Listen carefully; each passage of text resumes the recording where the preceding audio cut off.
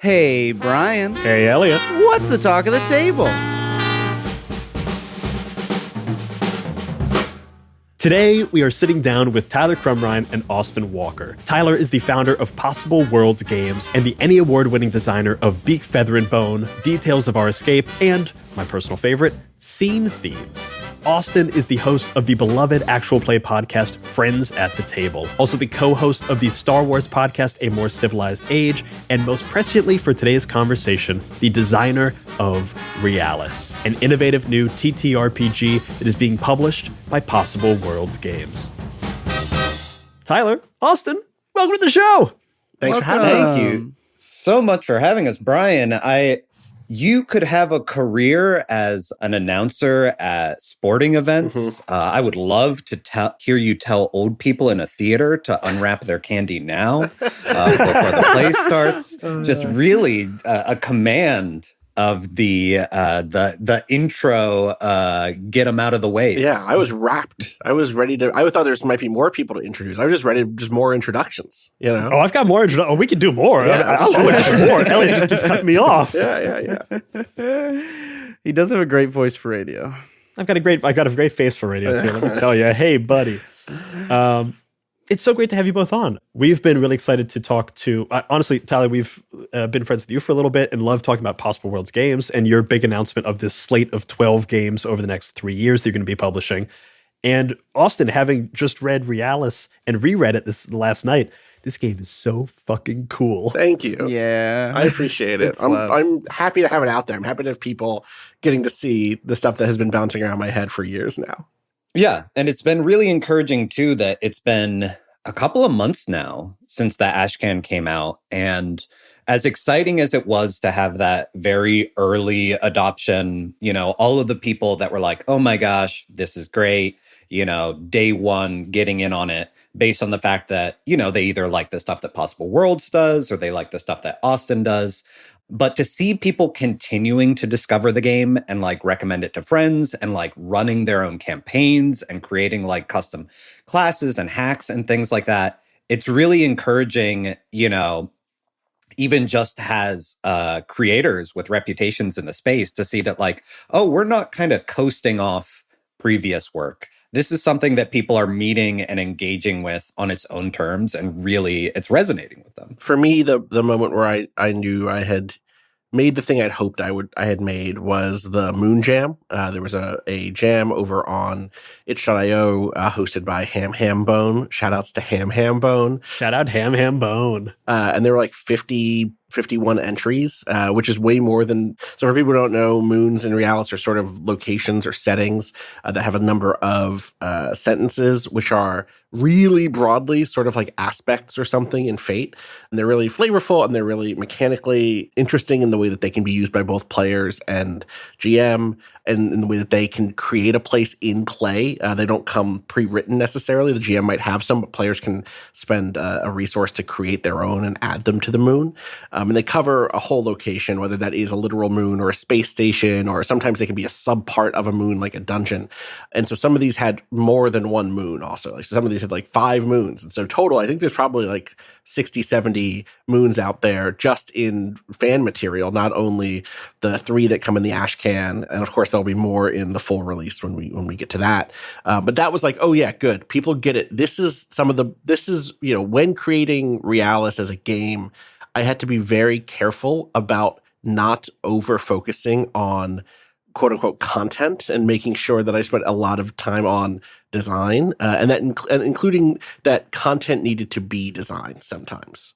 It needed to suggest how the game could be played or modified or added to through the inclusion of sentences and impulses and stuff that led the reader and the player to understand how they could twist the core rules through those sentences. And also, the reason I say that is because it's just fun to write sentences. It's just fun to come up with a moon or a class or whatever in Realis. And so seeing that fun immediately spark a jam and get all of these entries was just yep, good, got it, good. This part of it at the very least works. I'm not sitting in on these games necessarily, but I'm seeing that people are engaging in the part of it that is a sort of prompt to create worlds and to create character types and stuff like that. So at that point, I was like, all right, cool. Okay, good. It's landing. It's working. It's working. It's doing it. For the uninitiated, could we real quick get the elevator pitch of what is Realis? Because I think that, probably most people listening are really excited about it, but let's just get the quick definition out of the way. What is Realis for the uninitiated? Realis is a tabletop role-playing game that is focused on what I've increasingly started to call a system of subtractive progression.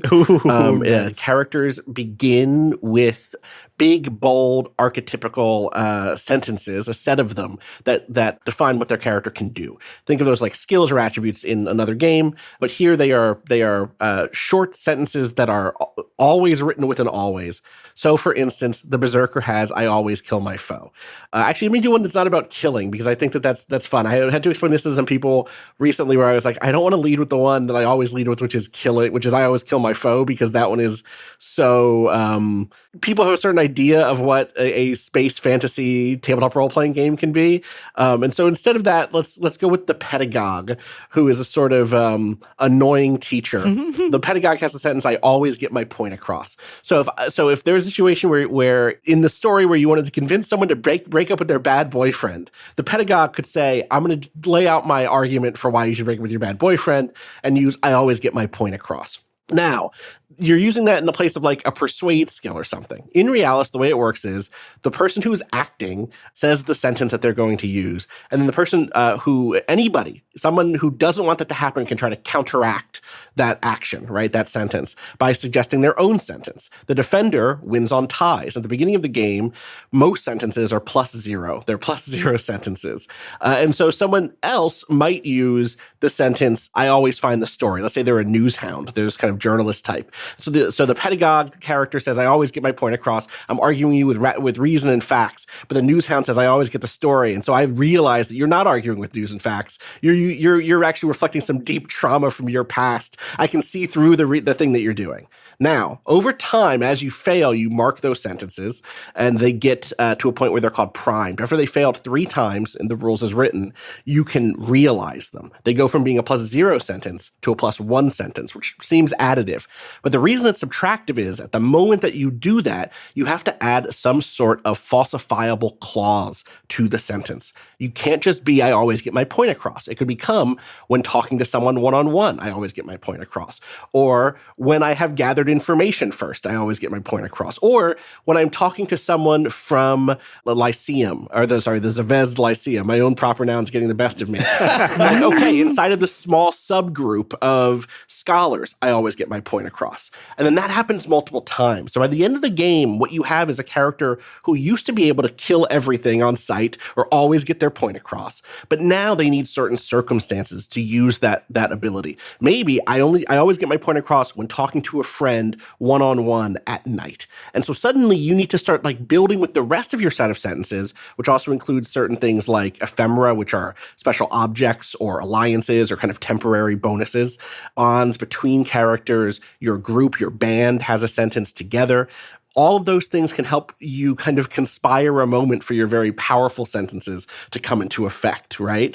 Or you could do the great thing of letting those limits lead you into failure or lead you into more drama, right? That is the gist of it on the mechanics front. Fictionally, as you've kind of heard a little bit, it's science fantasy. There are living spaceships and ancient oratories and libraries floating around. There's 1,000 moons orbiting a planet that's an irradiated blue no one has ever come back from. Big weird space warlocks happening. All that stuff. All the stuff that I have loved for a long time. So yeah, that's the pitch on Realis. So it's a game where you can have a sentence that is like, "I always kill my foe," or you can have an even stronger sentence like, "I always defend my bad boyfriend when he's wearing the little suit." When he's wearing the little suit, yeah, but only if he's wearing the little suit. Only if he's wearing the little suit. It wouldn't be like a really good +1 at it. sentence otherwise. Exactly, Yeah. 100%. Yeah. And one of the things that's really nice about that structure is, it is a game that in its systems teach you how to be a better storyteller.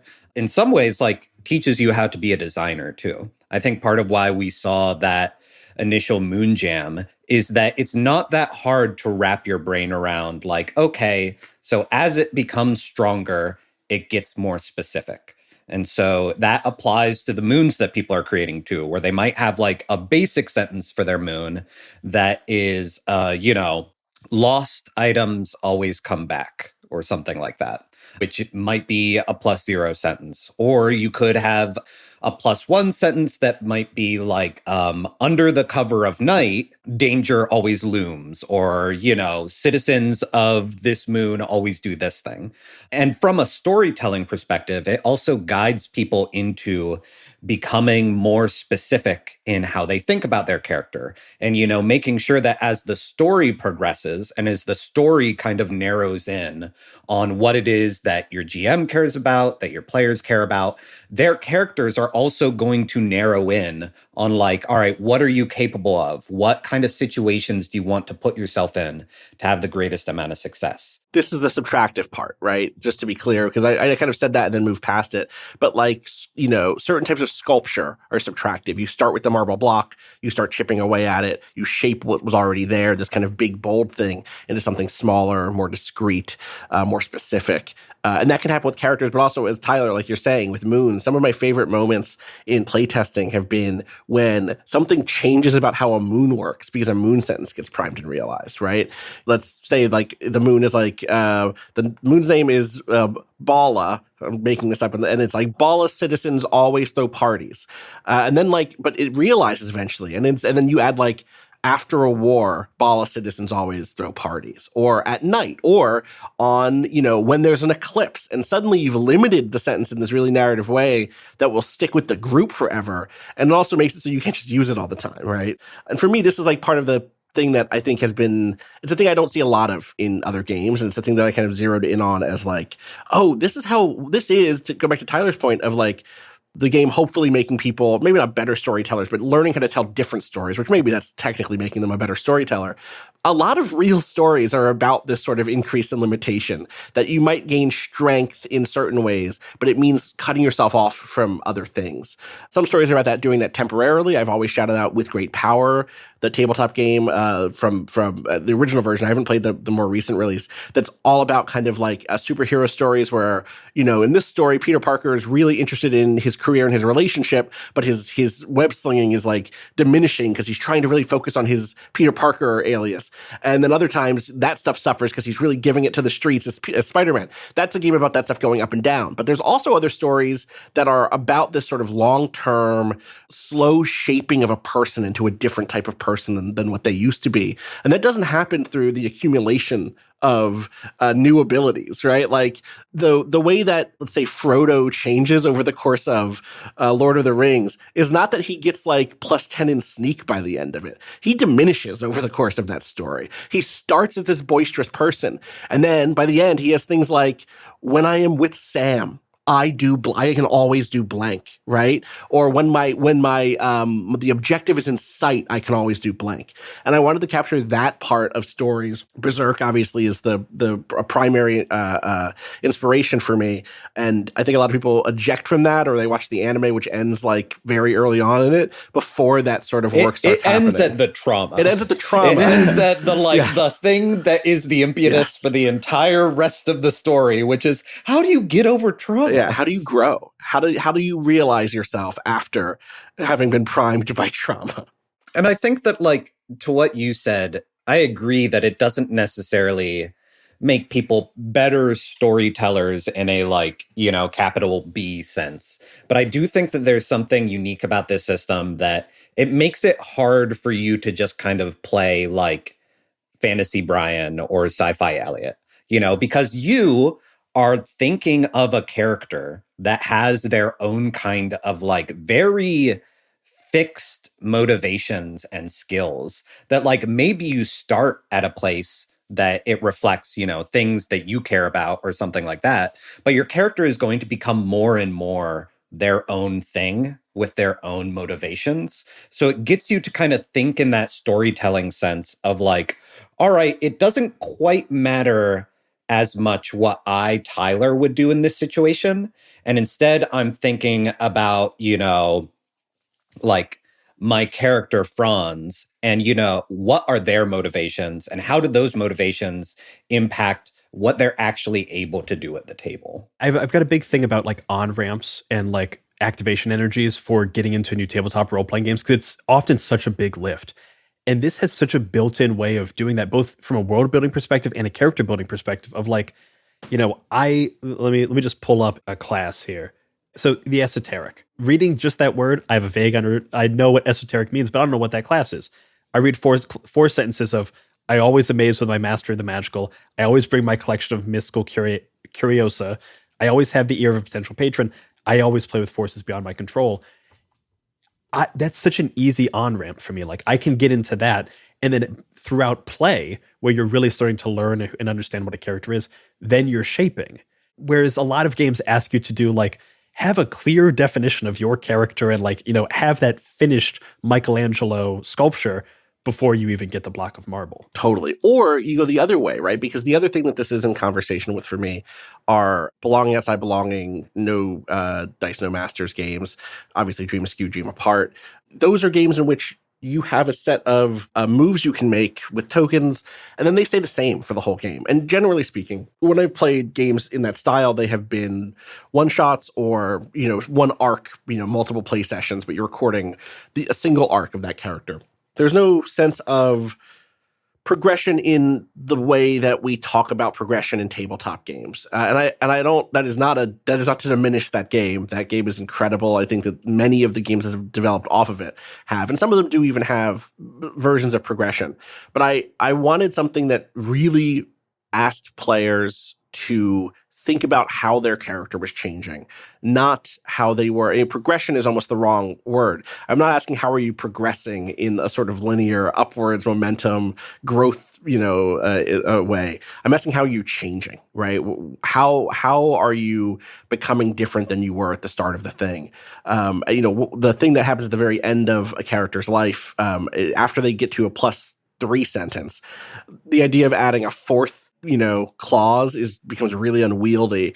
And so early on in the design of it, I realized, oh, we should retire sentences. When you would get primed for your fourth realization, instead you get the sentence gets retired. And so I always amazed with my mastery of the magical, which maybe became, you know, when I am surrounded with my ephemera and working to protect my allies against the Imperial Empest, I always amazed with my mastery of the magical. It goes to, I used to always amaze with my mastery of the magical, or once I always amazed with my mastery of the magical. And that's a +0 sentence. You can still use it, right? But you can't use it for, you have to use it as, I used to have this ability. And maybe that still gives you insight into the current situation. You know what I mean? And yeah, that says so much, if not more. Right. Exactly. And so to me, that's that journey. And it starts with that little on-ramp. And then eventually you come back to, damn, I don't actually have the ability to realize this anymore. I've hit the peak of what this character could have been.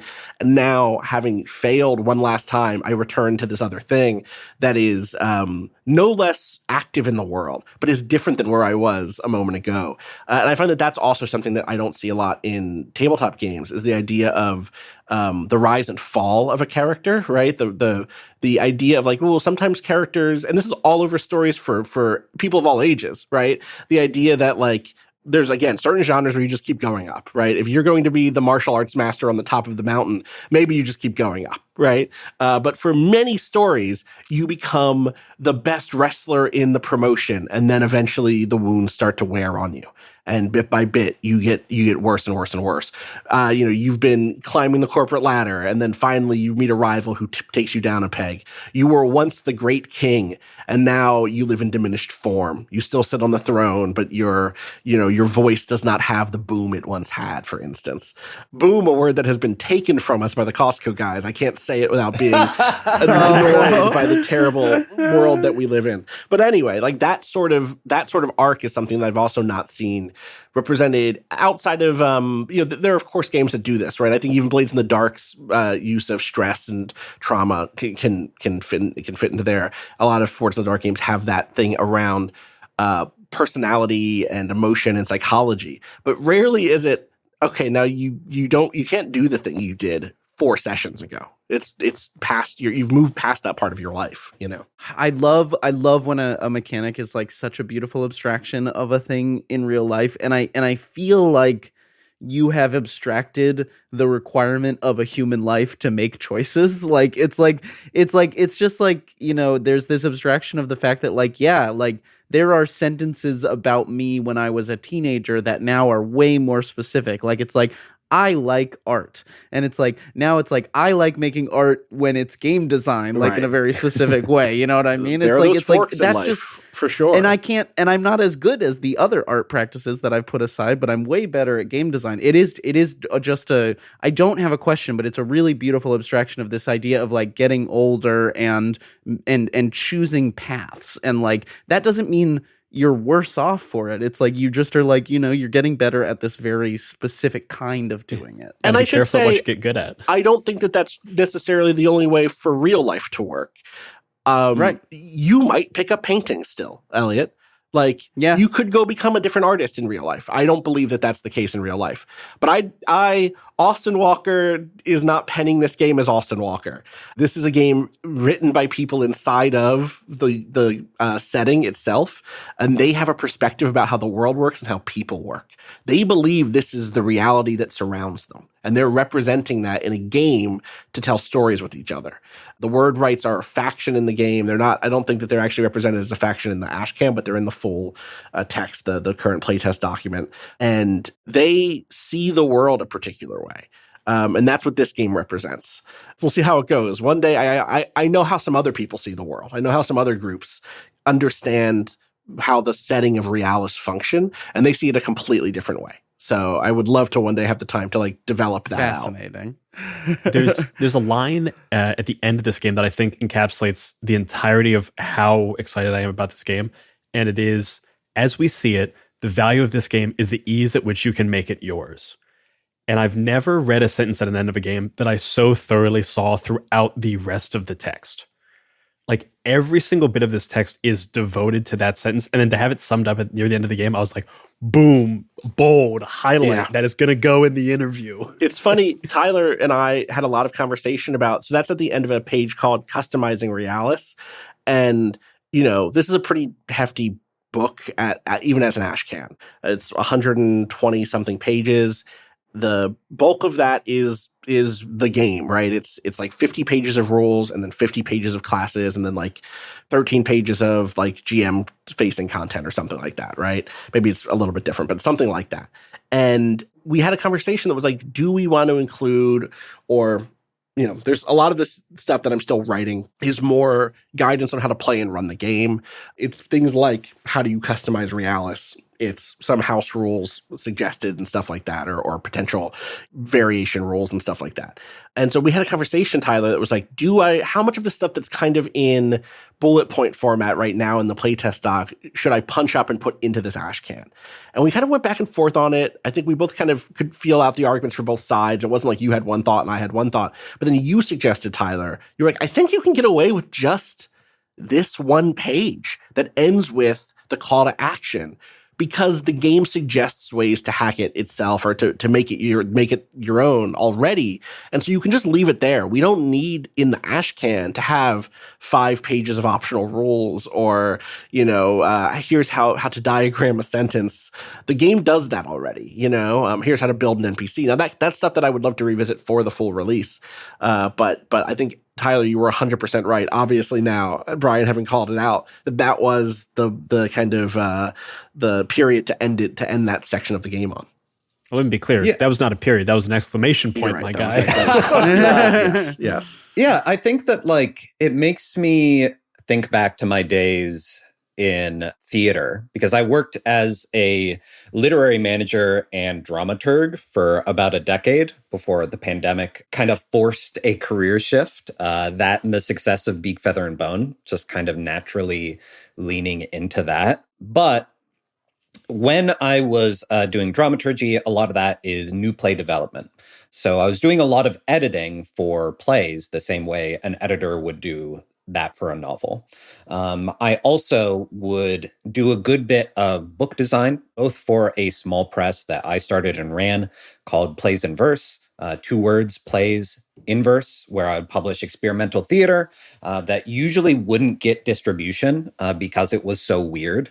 A lot of times plays only get published and distributed beyond the the storefront that they happened in, or the big theater, or the high school gymnasium, or whatever, if they are attractive for an acting edition. So a lot of times it's the plays that you can recreate over and over and over again and make money off royalties that get published, as opposed to publishing them like I was doing, like a book of poetry. It was like, hey, it doesn't matter if one person produces this or no one ever produces this again. It's interesting as literature. And one of the things that would be a discussion I would have early on with playwrights when I was formatting these scripts for print, for distribution, was like, all right, what's the vocabulary of design that we want to have here? When words are italic, does that mean it's happening off stage? When words are bold, does that mean it's a sound cue or a light cue? When we are formatting the text, when we are thinking about like how we want to present the text in a way that clearly communicates this is a stage direction and this is a spoken line, how do we want to do that? And a lot of playwrights would say to me like, well, what's the normal way to do it? Which is a far less interesting thing to me, because you can really do it any way you want.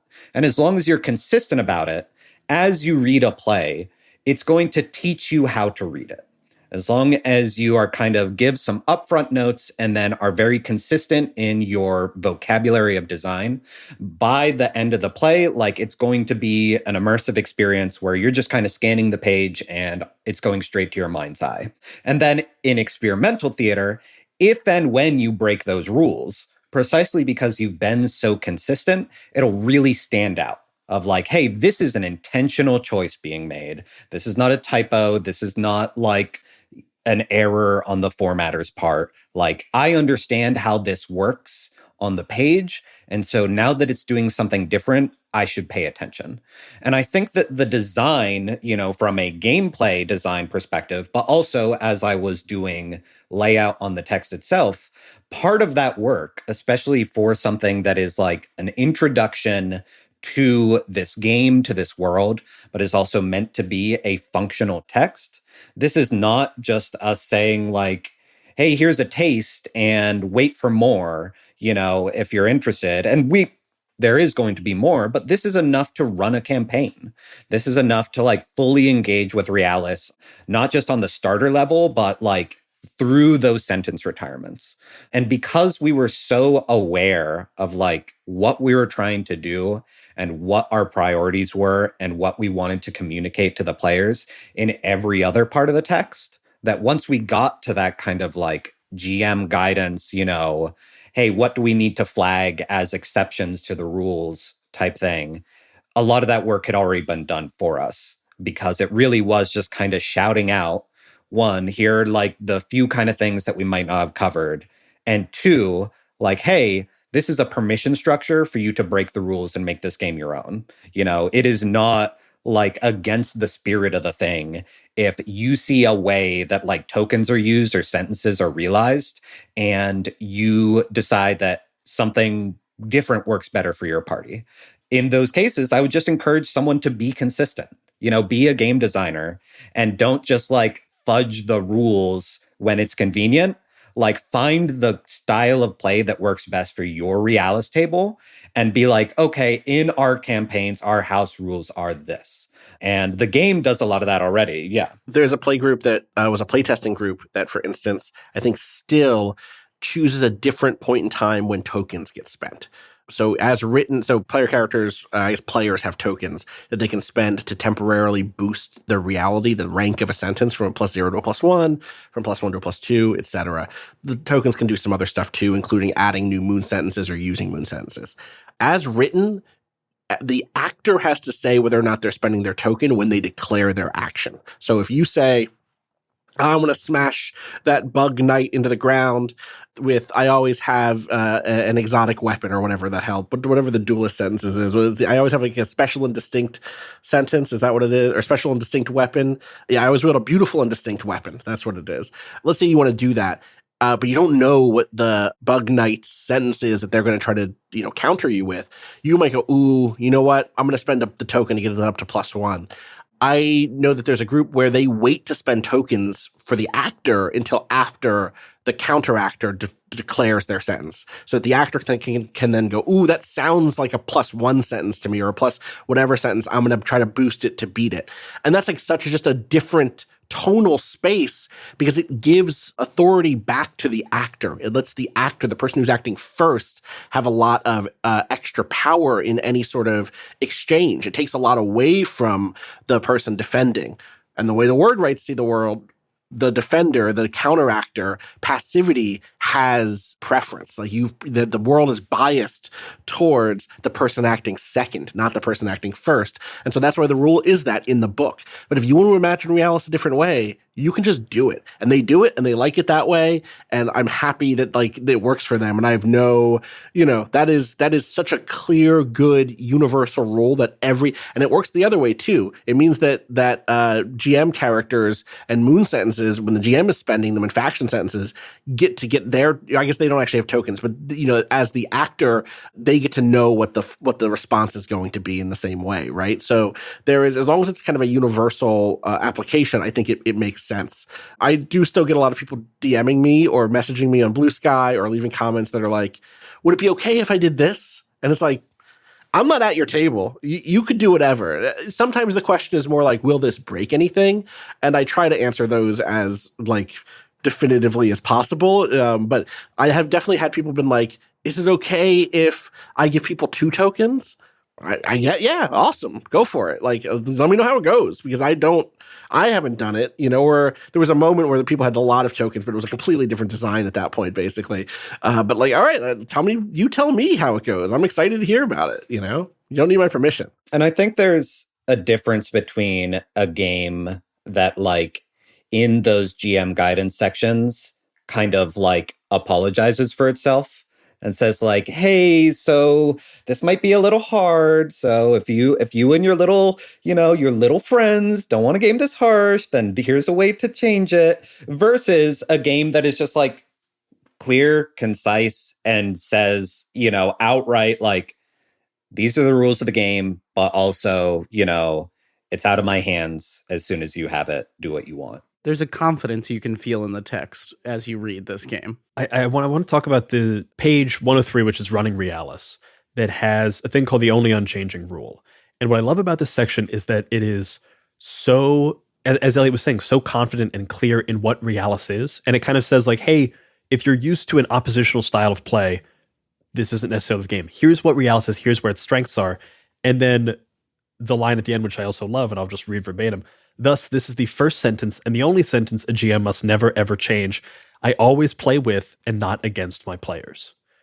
And again, exclamation point at the end of the page. Yeah, 100%. It just doesn't work, right? It's just not that game. And this is a hard-learned rule, right? Or a hard-learned, advice is I've tried to run it in a more oppositional manner. It doesn't work. Your player has I always kill my foe. You have I always kill my foe too, but you can't easily use it in the same way, because chances are you are acting and the player is responding. That's a very natural kind of structure for the conversation at the table at the beginning of a game, because of the history of tabletop games. And so you might try to break that out and then realize, oh, I lost this fight because my enemy has, I always get you to break up with your boyfriend, and now your boyfriend hates you. And so you're thinking about your boyfriend breaking up with you. And so now you missed the attack on me, whatever, right? You're going to not necessarily win those encounters. And more importantly, the game will get into a sort of tit for tat that slows things down. And if you're trying to play oppositionally, generally you kind of have a game plan, and that game plan will not work. Someone will come up with something because of how broad sentences are at the beginning, especially, that will surprise you, or they'll move the circumstances in a way that surprise you, that you can't resolve that surprise with, well, guess what? My guy has a +7 on his attack, and so he's going to be able to beat you in the one-on-one fight. It's just not here. And so that sort of, this is like bracketing the entire thing of like, as a GM, I fundamentally like to play with and not against my players. I know there are tables out there where everybody involved has a lot of fun playing against. They like doing the sort of tactical challenge. I know players who hate when a GM fudges dice rolls in their favor. I know players who want to feel like they're playing Final Fantasy Tactics versus mode. Like I think I'm one of many people who thinks that D&D 4th edition actually had some points and is a fun game in and of itself. I'm a 4th edition defender. I would love for there to be a really fun, cool digital version of 4th that we could all like play whenever we wanted to. That would be incredible, right? But that's not the games I tend to like to play on either side of the table, and that's not the mode I like to play in when I'm playing anything.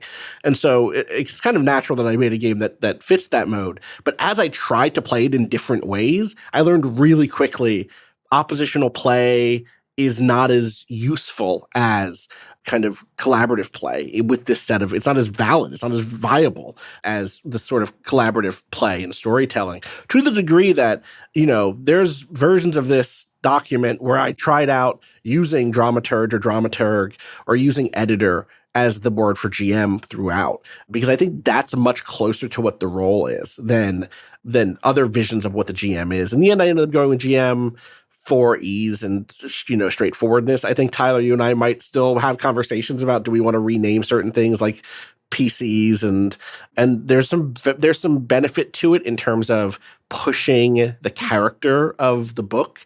The book is really flavorful, and it uses lots of terminology and words that help suggest something about the nature of the world.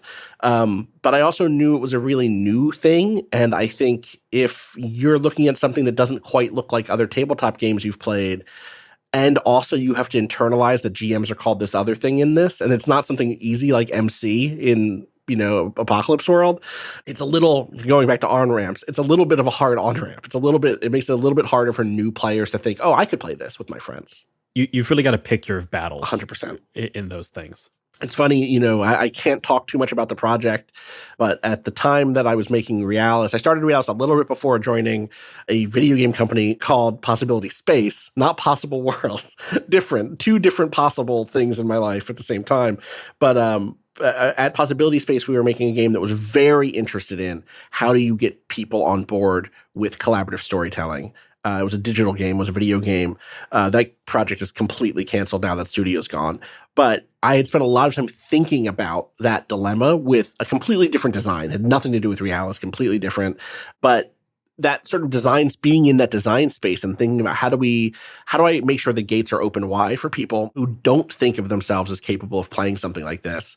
Two different kind of audiences. One is video game players, and in this case, it's people who maybe know my work, know Tyler's work.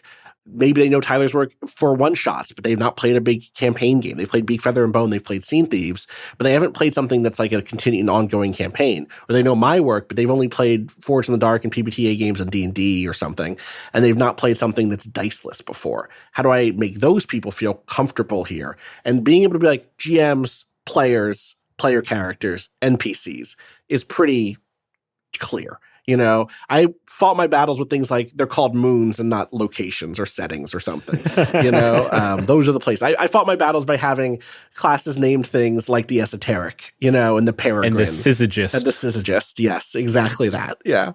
It is a needle to thread, though, trying to figure out what is the right balance of like, this is one for the sickos, and we don't want this to be a game only for the sickos. Like, we don't want to shave the corners off what makes the game special, but also we want to make sure that, like, first and foremost, it is a language of invitation that the game is being written in, that is like, hey, this game is going to require things of you, to play it, Yeah, it's an active posture game. It is not a lean back, use your abilities game for sure. It's very much a like, hey, trust us, do it this way, and there will be results.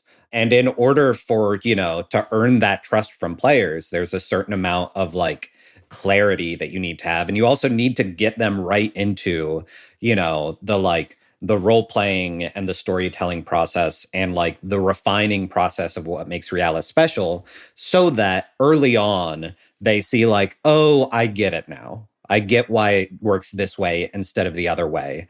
Instead of, so many role playing games, I feel like you have to get to session 5 and like you've found your consistent babysitter and it's always Thursdays and you're finally like, oh, I get it. I get what makes this different from other campaign style games. Whereas Realis kind of like throws you right in a way that can be like different, but ideally isn't jarring. You're kind of turning people into sickos rather than just inviting the sickos. That's the dream. Yeah. Yeah. Sicko Maker 5000, That's the subtitle. Yeah. Realis Sicko Maker 5000. Yeah, that's actually the next game I'm making. Is Sicko Maker 5000. It's card based. I would buy that no matter what the pitch was.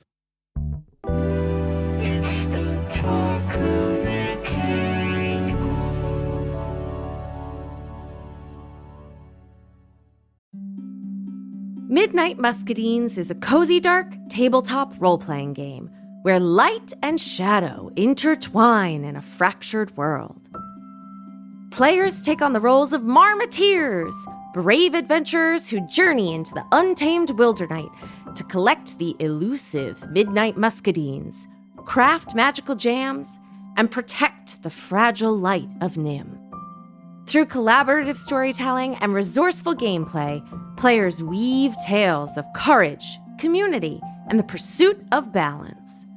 Will you preserve the light, uncover the truths hidden in the shadows, or reshape the balance of the world forever? Midnight Muscadines is perfect for fans of Studio Ghibli and Sea of Stars, who seek to capture the magic of exploration and the heartfelt adventure in a world where small heroes make a big impact. Play Midnight Muscadines as a traditional GM'd game, GMless, or even solo. Midnight Muscadines is crowdfunding now on BackerKit. Join the campaign at pandeongames.com/muscadines. I'm Quinns of tabletop role-playing game review show Quinn's Quest, and this is Play to Find Out. Play to Find Out is an actual play podcast that brings notorious old games from the 80s and 90s back to the table.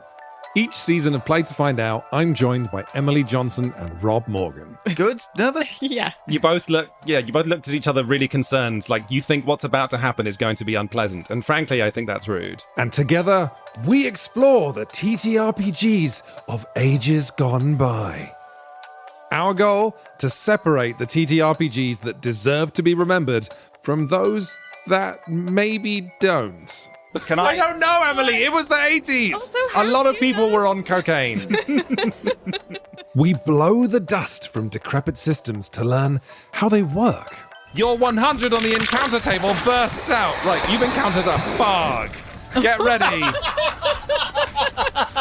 Don't laugh. How does one get ready for a fog? Don't laugh. Encounter their unique quirks. I do finger guns to cover up how I wince. A weird thing happens as you do finger guns. Oh no.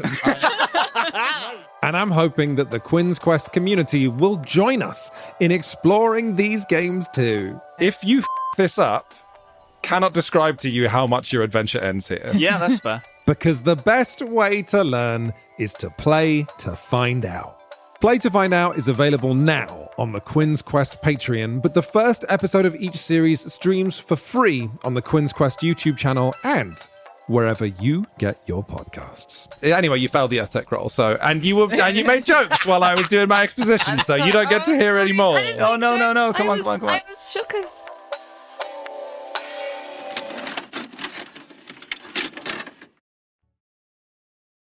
So I want to get into a little bit pulling away from like the details of this game and talk about this collaboration between two incredible creatives and how and why this came to be. I think the why is maybe a little more interesting me to start. On Tyler's front, why is Realis a Possible Worlds game? And on Austin's front, why is Possible Worlds the right home for Realis? And maybe Tyler, we start with you. Yeah, so I'll say that like I'm very lucky and very grateful to have, gotten to a place where Possible Worlds Games is my full-time job. I make these games, sell them, print them, publish them, etc. But I know that I have my strengths as a designer. One, I like making shorter games. Part of that is because I want to make sure that they are games that are able to be like played in the course of an evening. I want to price them affordably. I also, I have obsessive compulsive disorder. So a lot of times, like a smaller project is something that is easier for me to look at it and be like, okay, I'm going to do one thing and I'm going to do it well. And I'm not going to get caught up in everything else. And then also my games, something that I've found about myself as a designer as I continue to like stretch and grow, et cetera, is that a lot of my games kind of start from zero. They're like, all right, everyone, we're coming into the room together. Here are our tools. And we're going to kind of like start from scratch and make a world together, characters together, a story together. And a lot of that comes from my devised theater background, which is a way of playwriting where you just kind of gather collaborators in a room and you play a bunch of design and acting exercises until you find something that like, feels interesting or different or, just like you get momentum on an idea and you keep rolling with it. That's how a lot of my games are played. And so there is something that is very much like, hey, this is an opportunity for me to work on something that has a lot more of an authorial voice, which is something that like I've edited plenty of plays like that before, but it's something that like it feels different in a way that is very refreshing. I'm able to kind of work out that other side of my game designer brain without necessarily being the primary mover. But the biggest reason why Possible Worlds Games is publishing, not only Realis, but also a variety of games by other designers. Elliot, you and I share Vidya Valetti. Yes. I will be publishing, honestly, more people need to get on the Vidya train. For real. Because none of the people that I'm publishing am I expecting like, exclusive relationship. They're only publishing games with Possible Worlds. There are a lot of game designers out there that love making games and hate running an LLC. They do not like the process of learning to be the singer-songwriter producer that, our scene really expects people to be until they get to a certain point in their career when maybe someone's willing to lend them a helping hand. I want to, work with designers and be able to say like, hey, I have like the development side figured out. I have the printing, fulfillment, distribution side figured out. And I think that your game would be a good fit for our catalog. And a lot of times that can look like a different size of game, shape of game, etc. I'm really just looking for games with engaging themes and unique mechanics, or unique themes and engaging mechanics. It really works either way. But I'm going to be publishing more and more games by other people. One, to kind of like take that burden so that they can, focus on like actually making the game and getting it out there for them so that, it'll boost their portfolio, help them get work on other games, and also so that I can cut them checks for those sales. But with Possible Worlds Games, more and more I will go to conventions, and I'm kind of a victim of my own success in that people will come to my booth.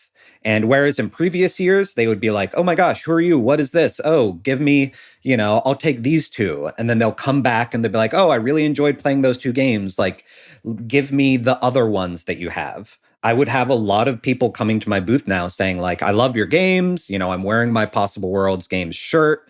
Like, here's a story of a table that I had. What's new? And I tell them it's one game and it's $15. And they're like, great, see you in a year. Which is in a lot of ways like a much more energizing interaction. Someone coming to my booth and like already knowing, not having to like do the used Bible salesman thing and like really convince them that, no, I'm not trying to take D&D away from you.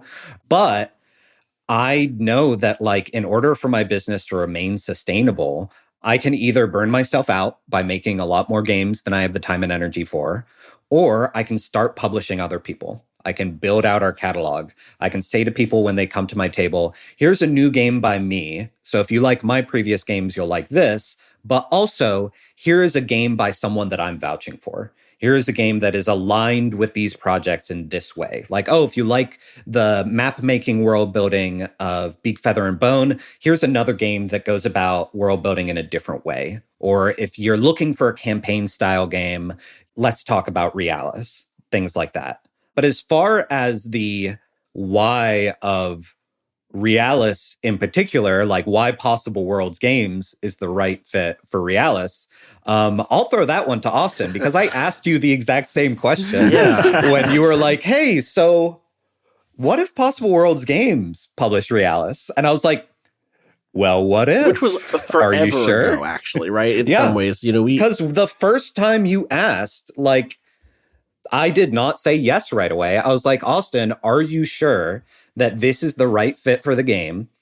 Or are you saying this because we have established a friendship outside of games and also, like, I'm in the playtesting server? You were in the playtesting, Which can be part of it. Partly because of the same reasons that you made a great partner for publishing Realis, right? Which I was introduced to you through Beak, Feather, and Bone, which we played on Friends of the Table forever ago. We then went on to play a bunch of other stuff that you'd made, which was great. And then because of that, we started, anytime you were in New York, we'd get breakfast. Or if I was at a convention where you were, I'd swing by the table or whatever, right? But along the way, part of what I came to know, especially during the playtesting era, more of your expertises, more of your experiences. You already talked about some of the things that I think made you a great fit for, let's just say, editor even of the game, for the Ashcan at least, which was your experience with theater, your experience with poetry, your experience in literature already, because I knew that you would bring those aspects into understanding the game and making sure that it was legible and making sure I didn't back off of those things in favor of breadth or something. And then on top of that, your experience with on the publishing side was of those things and not of just games made me confident that we would, again, you've already hit all of this. You would think about things like italics and headers in ways that were not just in the sort of traditional game sense, which is something I might want for a different game. Do you know what I mean? But for Realis specifically, I think maybe an important thing to think about for me or to say about Realis. Again, I started Realis before I took that other job and spent years working on the game for Possibility Space. That game was as mass market as it could be. That was the goal. Realis was one for me, right? For the sickos asterisk me, right? And so I needed to make sure we found a publishing partner who would really understand that and would push that as the core identity of the game. And I, just came to trust Tyler for that. I obviously have some relationships with other publishers. I talked to a couple other people about potentially doing different parts of it over the years. But I always kind of felt like Possible Worlds was making stuff that was in line with those big goals of what Realis was. And I also felt like Friends of the Table is a large podcast. It's a successful podcast. It is not a giant podcast. It is successful by the metrics that it is able to pay 8 people, which Friends of the Table is 8 people, enough money to count as like an income. Not a great income, but it's an income, and we're incredibly lucky to have it. We are incredibly happy to have the support that we have, but we are not the giant video-focused, filmed on set actual play podcast. We record on Discord and someone edits the show together. Allie edits the show together on Audacity. He edits Media Club Plus, our fun anime show. Where currently it's not just an anime show, but right now they're finishing up Hunter x Hunter. It'll go into other really cool things right after Hunter x Hunter is done. We are a professional podcast. We're really proud about that. But our ethos and my ethos has been about trying to make stuff that you at home can make and make you understand that you can do this. I'm not saying that that's the limits or the goals of Possible Worlds necessarily, but I knew that you wouldn't start at how do we move as many of these as possible. We would get to how do we make a really cool book? How do we make something that has do we want fun pack-ins? How do we want to do a crowdfunding campaign, et cetera? But I knew you would start with how do we make something that's really cool, that's something that is in line with the identity of the game. And that identity of the game is the sort of thing that I don't think I came up with because I'm some games genius. In fact, I think it's probably came out of me because it's the first thing that I've designed at this scale. It's kind of amateurish in many ways, in the positive sense, right? It's a real, well, why don't we just do this type thing that doesn't come from years of making, modules for another game and becoming kind of enculturated in that particular view of what a game can be. Obviously, I'm enculturated in what a game can be. I've played a bunch of stuff. I'm deep in the PBTA and Forge in the Dark Minds. Like, all that stuff is true. But I haven't been writing stuff for those settings. I haven't been like maker for those games. I haven't been building games in those models. And so I think it's a pretty amateurish, not quite outsider art way, but it's the sort of like, well, why not just do this thing? Let's just see if it works. And then sometimes it works, right? And I think so many of the games that Tyler had made were those sorts of ideas and towards that sort of audience. I was always captivated by Possible Worlds' pitch of what was the actual name of the set of six small games, Tyler? Yeah, it was just our Possible Worlds collection, the box set, right? Yeah. Which were like games you designed to play with your brother who's a farmer and who does not play other types of games, really. And that attitude, even if that's not literally the attitude I wanted for Realis, the ability to take that attitude and it's not about dumbing it down. It's not about talking down to an audience. It's about identifying what the breadth of what play can be was exactly what I wanted to bring, to Realis. And Tyler was able to do that, So I think it's been a wonderful fit. I'm super excited for people to see what we do next in terms of putting out a more full edition. Tyler and I have been in contact with lots of artists over the last week or two. So the things are rolling ahead. And I could not be more excited about being part of a lineup that includes so many incredible people. The upcoming games all seem sick. I have not gotten to secretly play any of them or anything, but the pitches are incredible, and I'm very excited to try them out. Yeah, to talk about like the wider catalog, I think that what Austin said about like this is someone's first RPG. How no matter how much time you've spent in the space, this is like the first opportunity for you to be like, all right, as someone with a steady diet of tabletop role-playing games, both the criticism of them, like capital C academic and lowercase c, like what are the reviews saying? But also, like playing a lot of games, hacking a lot of games, creating seasons, etc. It's been very interesting to me as an editor and as someone who works in like literary management and has for 15 years now that it's kind of like carrying over into my game stuff. I always had a lot more fun developing a new play by a poet who had never written a play before. I was like, hey, you have a command of voice, or you have a very physical sense, or a lot of your poems are very kind of like monologue or dialogue adjacent, where my role as an editor was not teaching someone how to say something that no one else has said before. It was they're already saying things that no one else has said before. I'm just helping them realize here are the tools that a play as a text allows you. Here are the unique things that are inherent in this as a piece of genre that you can do. And also reassuring people that like, hey, not everything needs to go in this play. You can write other plays. So working with Austin has been really great in that, he has a lot of context, is a great thinker, is a great writer, but it's been a lot of like, all right, this is someone who's had a steady diet of tabletop role-playing games. How can I help them kind of focus that down into like, what is the most Austin Walker game possible? Or, once we've kind of identified that, what are some of those more basic things that you don't really think about during the design process of like, hey, we need a paragraph up top that immediately tells people if they need like pieces of paper and pencils and things like that, and how many players, the game supports, etc.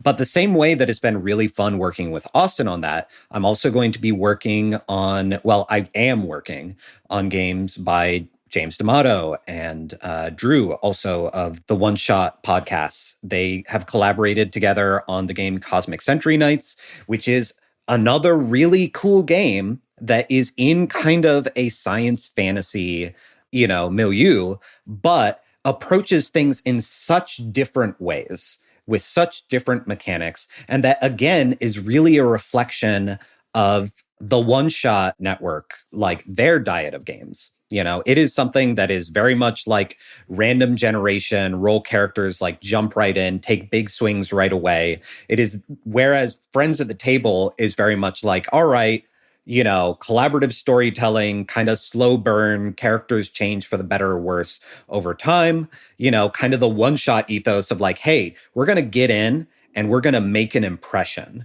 And maybe it'll go for like a couple of episodes. You know, they have their more campaign focused stuff, but they don't know quite how much attention they're going to have. So they're like, all right, every episode is going to be big and important. And then I'm also working on a game by Jeff Stormer of Party of One that is Canonize,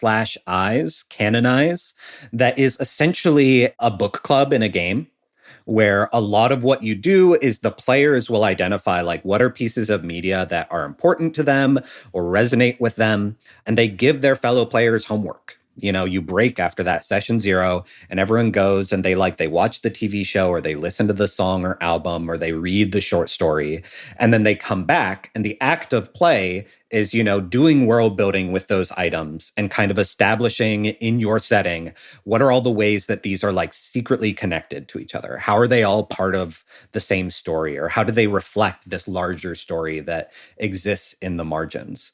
And that is really interesting to me, just, you know, as an extension of Jeff and the way that he will play these one-on-one games with people.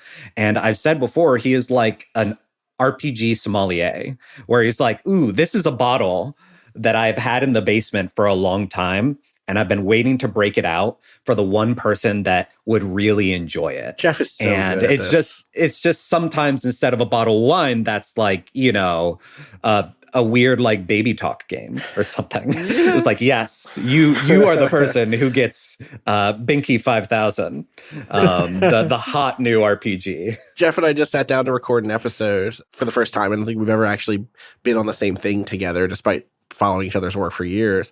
And it felt like a sommelier or like an omakase chef being like, I have a course prepared for you. I'm ready to just lay it all out for you. Like, I know exactly not just what to pair you with, but like, this is going to be the most like tight, perfectly paced 90 minutes to 2 hours of a game that you've ever had. I cannot wait for Jeff's game. Yeah. And so like, you know, that is part of what makes me excited about this expansion. You know, like I am happy to be able to be in a position where I can write people checks, and, you know, it is definitely going to benefit Possible Worlds games and like my own personal finances and job security and things like that.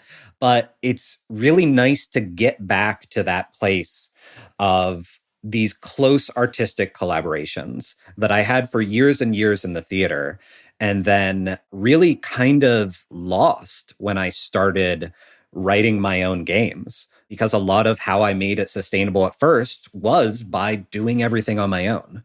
And I had the skill set from running a publishing company to be like, well, I can design the game and also handle like pricing out manufacturing and fulfillment and stuff like that.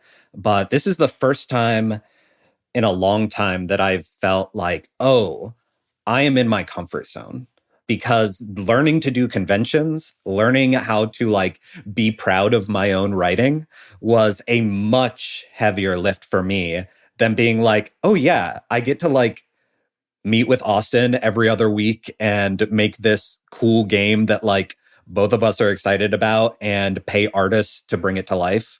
Like that's, you know, that's what I've been working towards.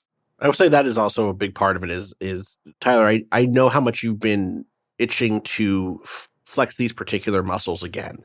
And I knew that this was not we had some conversations that were explicitly about like, I want Possible Worlds to be something in addition to a place where you can publish your own games that you design. But like, and you've started doing that a little bit already, obviously. But like, part of the thing that was like fun to work with you on this was like, let's tackle a big one. Let's see what like 150 pages looks like. It's certainly the biggest printed thing that I've made, right? That's released anyway. And so like, working with you on that, being able to lean on your expertises, without ever feeling like you secretly wanted to be designing the game. Do you know what I mean? In other contexts, I've worked with publishers who like want to get more involved with something than be the publisher. That happens a lot in the world of video games, right? Where a publisher thinks that they understand the game you're making more than you do, or more than the creative director does on the game, or thinks that there's a market opportunity that you should be chasing or whatever. And that stuff, especially in the age of AI, I was making this game that I was making before at the height of NFTs, those conversations can be brutal. And obviously I would believe Tyler would push us down that road particularly. But I also knew, like, from conversations with him, that he wanted a big project to try to publish as its publisher, not something that would be mistaken as a Possible Worlds game designed by Tyler Crumrine because it says Possible Worlds on it or something like that, right? You wanted to bring the best out of what it was. So I've kind of said that now 8 times, but it's still true. It's also fun. Yeah, totally. And it's fun. It's been enjoyable. Yeah. Hell yeah. I mean, you can see, anybody who's been listening to this conversation, you can see how much fun the two of you are having making this game. Like, you can hear it. Like, it's great to just sit back and watch two people gas each other up. That's great. That's what we're doing. Well, yeah, we're pretty cool, I guess. Pretty cool. What's great about it is you can still play bad boys of indie RPGs. You can still play humble if you have somebody else gassing you up. Do you know what I mean? Yeah, exactly. True. That's true. You think we don't play that game all the time? This is why you do a duo, That's why you have a co-host, baby. That's why you have a co-host. So kind of as we bring this conversation to a close, I want to ask about, people have this ashcan, and like you said, like, you can go play a full campaign with this ashcan. You can run it, and you can make this ashcan your favorite game and your long-term campaign game. What can people start to get excited about for, like, the eventual full release of this game? What are the goodies and exciting bits that people should, like, get excited about? I'm going to start with something that has nothing to do with me outside of curation and some creative direction, which is the art. The book as it stands has an incredible cover by Odesk. It has incredible interior art by Sam Beck. Those are both established pieces. The cover art is something the current cover of the Realis Patreon campaign for Friends at the Table, where we're playing through the game. It's early play testing, but it's still the game. And the interior art is from a postcard series. A certain tier of patrons over at friendsoftheTable.cash, get access to monthly postcards with microfiction written on them by me or Jack DeKeat, the composer and co-writer of these postcards, also a member of Friends of the Table. And so that art was all already done, right? That was previous art about the world, about some of the factions, etc. We are commissioning a ton of new art for this game, and it's going to be incredible. I like the people we're working with. Is an incredible range of folks. I'm really excited for people to. I'm really excited to see everything get made over the next, few months, over the next, year or so or whatever, as people put stuff together, and that's going to be a huge boon to making the game feel even more flavorful, to making the classes pop, to making the factions pop, to making the moons pop. Then number 2, the stuff that I am responsible for is a lot more of those things, a lot more classes, a lot more moons, a lot more factions. There's not half of what is in the playtest doc in this ashcan. There are more than twice as many classes. There are more than twice as many NPCs. There are more than twice as many moons. Actually, that is true on the moons. That is true. Yeah, no, Sorry, it's true. I'm also writing more moons. There's more than like 3 times as many moons right now. There's only like 3 moons in the. I guess there's a secret 4th moon in the playbook or in the ashcan. Yeah. If you dig for it, there's a 4th one that's spread throughout the text secretly that you could put together and find. But there are going to be way more moons. There's going to be way more factions and NPCs and classes, and there's going to be some amount of material helping guidance on how to play and run the game. I think I've seen a lot of people run it successfully. I've also had a lot of people ask me questions that feel like the text answers them, but it clearly doesn't, right? In terms of realization timing, in terms of how you prep for a one-shot, how you prep NPCs in general. For me, my hope was, look at the NPCs that are here in this list or in this book. You'll see that some of them are listed with sentences that are already +1 or +2 sentences, right? So that means you can do that for your own NPCs. But I've still had people ask me, should I already have sentences at +1? Should I already have da-da-da-da-da? And that's a totally fine question to ask me. It means the text isn't clear enough about that, which I knew it wasn't, because there's no GMing section in this book. There's just there's some content, there's enough to run with, but there's not like a big breakdown on that stuff. So some of that stuff will be in there. I do have a handful of optional rules that I'd like to include. I will say that I am cautious about, I have like big optional rule ideas, but I might not include them all in the book because I don't want to undercut what the identity of the game is, if that makes sense, right? One of the biggest and best pieces of advice I got early on in this game, there was an early draft where I spent a lot of time saying stuff like, sentences are sort of like skills from other games, or unlike other games, you don't roll dice to resolve da-da-da-da-da. And the piece of advice I got, and actually the actual key was actually, I had lines and veils written very clearly as a particular part of the session 0 write-up. And the 2 notes I got were, this game is constantly apologizing for what it is. It's constantly saying, sorry that this is different than D&D. I mean, not literally D&D, but, that style of game. And then 2, are you sure lines and veils are the right safety tool for this game? They're totally fine to use if a play group uses them and they're comfortable with that, that's totally fine. But are you just stapling in something else? And so instead, I ended up writing foundation sentences, which are, sort of like lines and veils, except they use the same language as the rest of sentences in Realis. So, our story always does blank, or our story never does blank, or our story always, with care and consideration, does blank, right? A good example for this is one of the sessions that I've played, or one of the playtests I've played, had our story always shows where the blade goes, but never shows it go in, which is to say, it's interested in violence. It's interested in even pretty clear depictions. It's not just I slashed my sword at the enemy. It's like, I did blank with the sword, but we don't have to stay on it. We don't have to zoom in on it. We don't have to be gruesome about it. And so building that tool then made me also go, wait a second, this is what the word rights would have written. The word rights would not have apologized for the game being what it is. And so I got rid of a lot of that sort of early guidance about how this game isn't like other games. And that made the game way stronger. And so I'm a little cautious about what optional rules I put in, because I don't want to put in optional rules that then become the de facto way to play the game because I put in an optional dice rule or something. And everyone's like, oh, well, I like games with dice, so I'm just going to play it with dice. I want people to try to play the game the way it's there, What I will still include probably is a page or 2 about how to tweak things for a shorter campaign, or, hey, if you're interested in seeing a world where, the active posture is rewarded instead of the passive posture, switch when tokens get spent, stuff like that. So optional rules will be in there in some regard, along with a bunch of other jamming stuff. And I suspect I'll add some stuff that is strictly lore. Capital L, here is some more details about the world. Obviously, there will be a lot more of that simply by the nature of there being more classes and factions and stuff. Y'all don't even know about the entire order of non-assassins that exist inside of this setting, right? Yes. So yes, right, non-assassins. that they're important, and that's not a thing that's in this book. So there's going to be more capital L lore, even just through that stuff. But I do have material written that's like, what is Realis? And there's some of it I'll include. Maybe it'll end up being redacted in some ways. I'm not 100% sure yet. But there will be enough to wet the whistle and make people ask questions and fill in their own answers about what things are, I think you've sufficiently wetted my whistle with non-assassins. So Non-assassins. everything else is just gravy. Yes. I'll say, to give a bit of ditto to everything Austin said.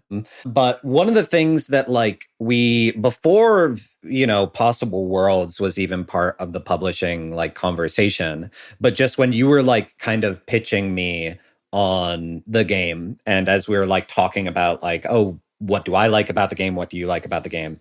A game that we both have in common as something that we really enjoy is Electric Bastion Land. And the fact that so much of that book is just random weirdos, and each weirdo gets their own cool illustration. So there are, definitely, this is a game that we've talked very highfalutin about how it will teach you to be a better storyteller and how it like creates all this room for different kinds of agency and things like that. This is also going to be a game where like you're going to be able to randomly select a weirdo and just be like, all right, what does it mean that I am playing, this nun assassin that has their own like identity and motivations that are never what I would have chosen for them, but like it's, choose your character on the like Street Fighter Select screen. So, and then it's also just like, it's going to be a beautiful book. It's going to be a functional book. And I'm really now, as we are getting closer and closer to the actual, manufacturing of it all, I'm really paying a lot of attention to creating a book intended for a life on the shelf as well as in the hand. I want this to be something that like is a tool that you can use at the table, but also something that just like looks sick and is a good conversation piece, because part of the joy of publishing any kind of print literature is celebrating it. And so I'm going to be making sure that we are being intentional about like doing that and not just kind of cranking out like, here's the same thing, but more. It's like, no, we're also like giving it the HD treatment. For the book freaks. For sure. We aren't, what I think I want to say we're not going to throw away, and maybe this is useful for people who are making moons and classes and stuff like that, which we really encourage. Tyler and I had a big conversation about whether we wanted to totally revamp the core kind of layout, like design direction. Like down to typesetting. Like what is the font body? There's stuff that will change and get zhuzhed up a little bit in some ways, for sure. We are really excited about the person we're working with, who's going to work with Tyler on doing a lot of that additional interior design work. But we decided not to throw out the core identity of the game in the Ashcan, which is based on the classic Explorer template. Again, this is something that you could go get and start laying out your own book and put your own spin on it. I really wanted to emphasize that. But also the game did hit people when they opened it up. Like, it has such a clear visual identity because of Tyler's layout work that I didn't want to throw that out. I think that identity is really sharp. And Tyler, you pointed out that also, if we change it, there will be all of these supplements that were already written that kind of took that as the baseline of what Realis should quote unquote look like, and they might start feeling outdated. And so we really wanted to like, okay, we have an identity. We can maneuver it a little bit. We can add to it, but we shouldn't throw it out completely and replace it with something else. So that to me, I think is going to be an important thing. Is like there will be a through line of identity, even though there will be a ton of new material and some new design elements that really make it look, incredible. Because it's one of those things where like you use a font for a game or for a title because, it felt like the right fit. And I really love the font that we use, Redaction. It was actually created, I think, for the Met. No, not for for some museum. It was, but it was a font, for the MoMA. It was created for an exhibition at the MoMA PS1. It is a font that is inspired by the way that court documents, especially for like incarcerated Black folk or people that are, arrested and then are manipulated through bail and things like that. But it is a font that is inspired by the way that like as you Xerox and copy and fax a document over and over and over, it doesn't matter if someone is doing the intentional malicious thing of like scratching out a body of text and officially redacting it, as the law allows them to in some cases, doesn't in others. But if you kind of put something through a filter enough times, it gets redacted, casually through, the channels that it's being put through. And so this is a font that like has a history, has a purpose, has like the very clean, strong lines of the font and like the fun like accents on it while still being a blockier font. But it is also something that like the font body for that is not just like here's italic and here's bold. It will like crunch. It will get pixelated. It will get redacted. And part of how we have done some of the like redaction flavor stuff in the text has been through like the official font body. That is not me putting the text through a filter or something like that. But all that to say, like, it is a free font. It is a font that anyone can download and use. And the fact that people are seeing it and being like, this is the visual identity of Realis. And when I make my, my fan moon or my fan class, I want it to be set in the way that like the real book is. I think that is such a nice, like, one, compliment to me as a designer, but two, it's a very small gift that you can give your audience of like choosing a design that is not impossible for them to replicate in a way that like adding, world to your end of your title is like, I am part of the lineage of games that is like powered by the apocalypse, or all the other little signifiers that people use. Like my game uses MC or my game uses referee. And it's a way to align yourself with like a tradition and a body of work. In some ways, having a digestible design and having like accessible font assets is a way that you can say to the player, like, hey, if you do this, you can make something that feels like a part of this. And that also reflects what Austin was saying, Friends at the Table's priority on, showcasing a style of play that you can replicate at home. Regardless of whether or not you have a subscriber base, you can play an RPG in a way where you are asking each other a lot of questions and you are inserting various games as mini games. You're like having session zeros and like aren't afraid to change something when it doesn't work. A lot of that kind of bleeds into my priorities as a layout designer as well. Can I give you one of the non-assassin sentences just as a teaser? Are you kidding? What are we going to say no to that? All right. I always wield the slender tools of mercy. Ooh. Ooh. Mm-hmm. Yeah, non-assassin. Non-assassin. So up my alley. Wow. Mm-hmm. Yeah. So and if you weren't already excited, I always wield the slender tools of mercy when my awful boyfriend is wearing the little outfit. Wears a little outfit. That might be a plus two. It's oh yeah. It could be when anybody wears the little outfit. You just you see the little outfit. Really, it depends on like was little an addition? Right. Maybe it's a plus You're 3. right. I used to have a regular size boyfriend. That's right. Oh my God. with that, thank you, Austin and Tyler, for coming to the table today. This was such a joy to talk to you both about Realis and about this collaboration, and I'm so excited for these Nun Assassins and all the other goodies.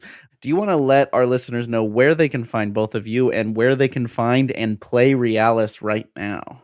You can find me on, I guess, Blue Sky at this point at austinwalker.bsky.social.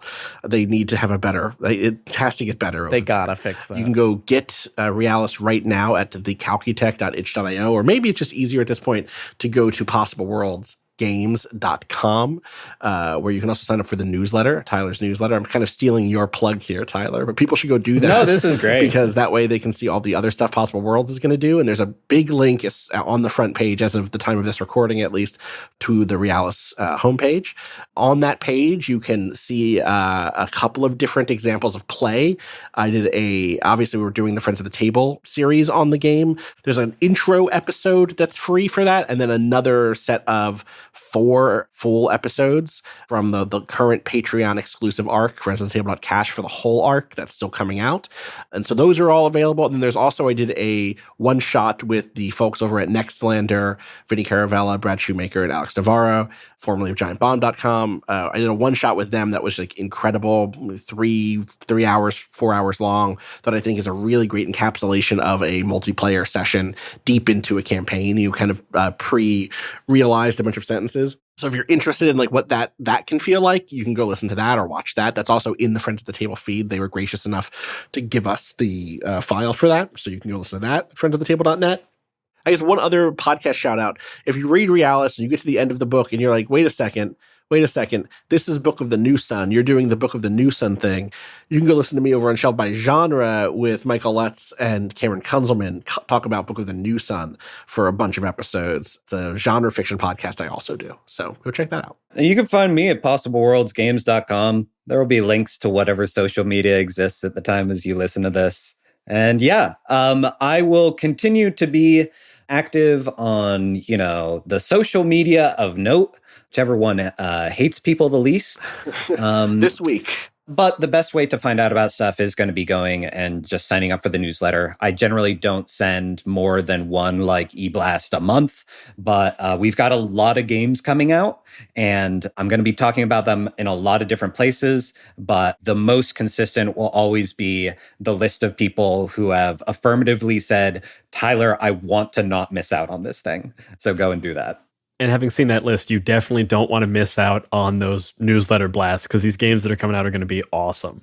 Yeah, a lot of really good stuff. We're already planned out through 2027.